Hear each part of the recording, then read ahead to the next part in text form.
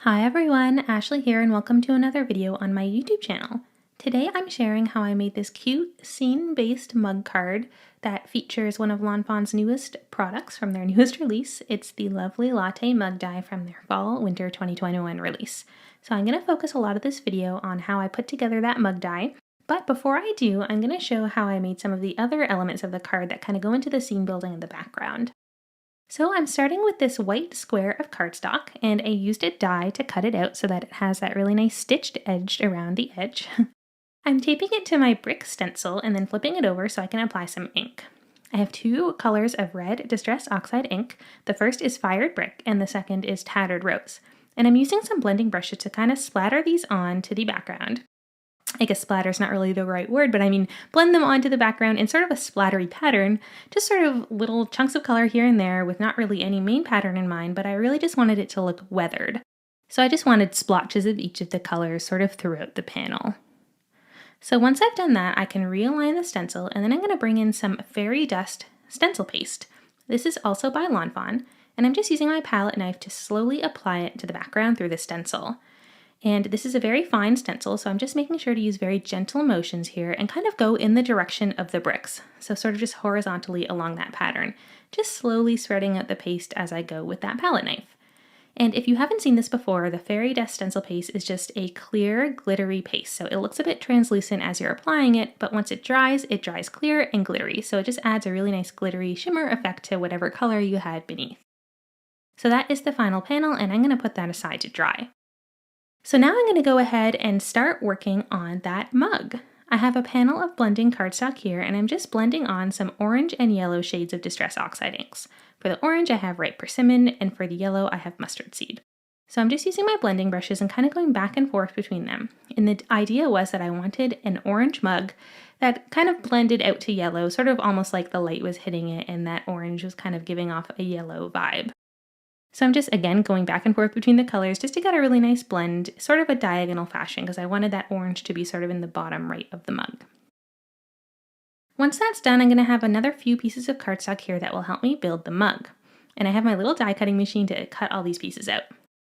So one of the parts of this die set, this Lovely Latté mug die set, is this base piece, is what I'm going to call it. And essentially that just cuts out the base that you're going to build your mug onto, and it's a solid piece.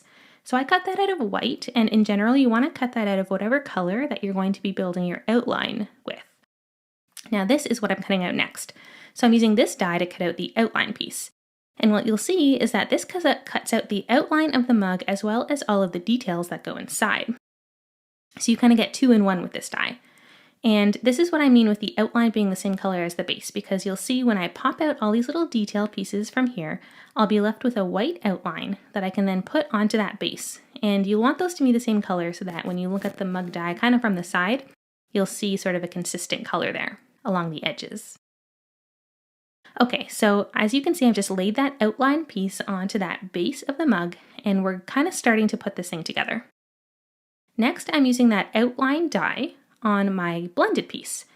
This is because I'm going to be using the inner pieces of that outline die as the colored parts of the mug.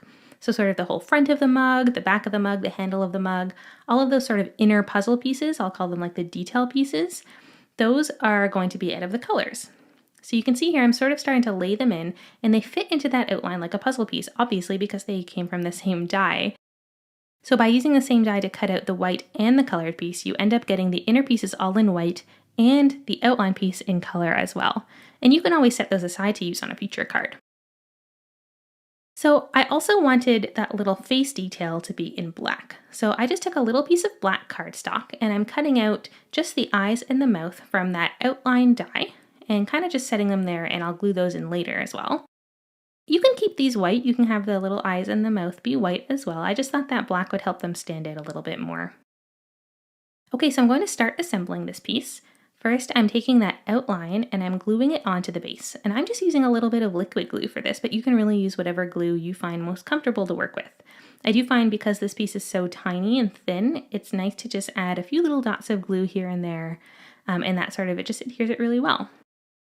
So once the glue is on there, I can just lay it onto that base piece and it should fit perfectly because they're the same shape. Next, you can start slotting in all of your colored pieces that, again, you cut out with that detail die. and they should fit into this outline like a puzzle, of course, because they were made with the same dye. So I'm just laying in that orangey blended piece so you can see the front of the mug is starting to come together.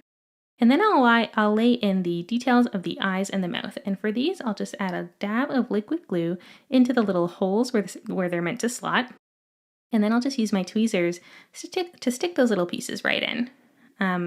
I just love building this die. It's kind of like brings you back to being a kid. It's like making a little puzzle, and it's really fun.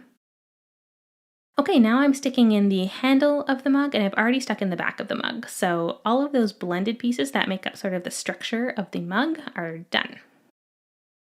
Next, this die set also has a die that creates a pattern on the inside of the mug to kind of look like the foam that's created from the latte. So for this, I knew I wanted it to be sort of a pale creamy color, so I just colored out a little chunk of color using some Copic markers, just a couple different shades to get a little bit of an ombre. And I used that inner pattern die to cut that out. I can then take some liquid glue, put it on the back, and then stick that right into that section as well where it fits, again just like a puzzle, and you can see that it has that little heart detail on the inside, which is really sweet. I just let the white from the base of the inside of the mug shine through there, but you could always add in more colored pieces if you wanted to. This die set also comes with the separate two dies that make up a little blob of, I guess, whipped cream that goes on top of the latte, or foam, or whatever you want it to be. I personally don't really like whipped cream in my hot drinks, so this will be foam for me. So again, there are two sort of dies that coordinate together for this. One makes the base, which I cut out of white cardstock, and one makes the detail. And for this, you can cut it out of white cardstock to get that outline, and then cut it out again to get the inner pieces. So for me, I just cut the detail piece out of white again to get the inner pieces, and I'm just coloring onto them with some Copic markers just to get a little bit of shading. I really wanted this to look white. I wanted this piece to look like white foam. So I didn't want to add too much color, but I did just want to add a little bit of shadow. So I'm using my warm 1, so W1 Copic marker, just a very light warm gray marker, and just adding a little bit of shading to the outer edge. And I'm going to do that for each of those inner pieces that come in that detailed die.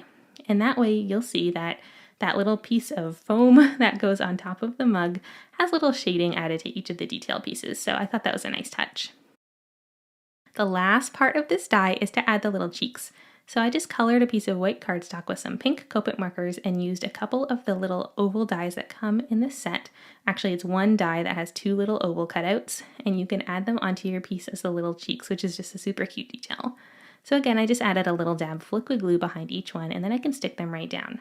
And that is the mug finished. So I hope that this was a good sort of explanation and a good example of how to put this die together. It's actually super easy, so definitely don't be intimidated. And there's a lot of different options for colors, which is really fun. Okay, so since this video is already getting a bit long just showing off that mug, I am going to skip ahead and show you kind of how this card just comes together now. I cut out a piece of patterned paper and I cut it to the same size as a standard size card, so 4 1/4 by 5.5 inches. And I'm just gluing that down with some liquid glue onto a standard size card base. This pattern paper, again, is by Lawn Fawn. It comes from one of their recent releases, and I just think it's so cute with the little words all over it. And I was definitely inspired by the colors in it to color in a lot of the images you'll see on this card. Then I'm gluing that brick piece, which is now nice and dry and super shiny, onto a piece of white cardstock, which is cut to be just slightly bigger, so you get that white border around the bricks.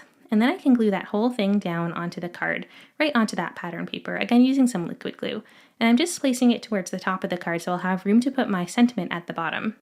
I'm going to show you how I made that sentiment in a little bit. Finally, I have a piece of brown wood grain cardstock, which I'm just gluing down onto the bottom of the bricks to kind of look like a ground. Okay, like I mentioned, I'm going to show you how I made the sentiment for this card. So I have a rectangular piece of white cardstock, and I'm just using those same colors to blend in an ombre onto this. So that ripe persimmon and the mustard seed, the orange and the yellow. Just blending back and forth to get a nice blend, and I really wanted this to match the mug. So once I blended that, I took these alphabet dies. This is Finley's ABCs by Lawn Fawn, and I cut out the word latte. I also cut it out twice more from a white cardstock because I'm going to layer up these pieces so that you have a nice thick word, a nice thick bunch of letters to make the word. So I glue the two white pieces together and then the orange piece on top, and I did that for all of the letters. Okay, skipping ahead, I've gone ahead off camera and stamped, colored, and cut out a whole bunch more images. These are from a bunch of different sets by Lawn Fawn.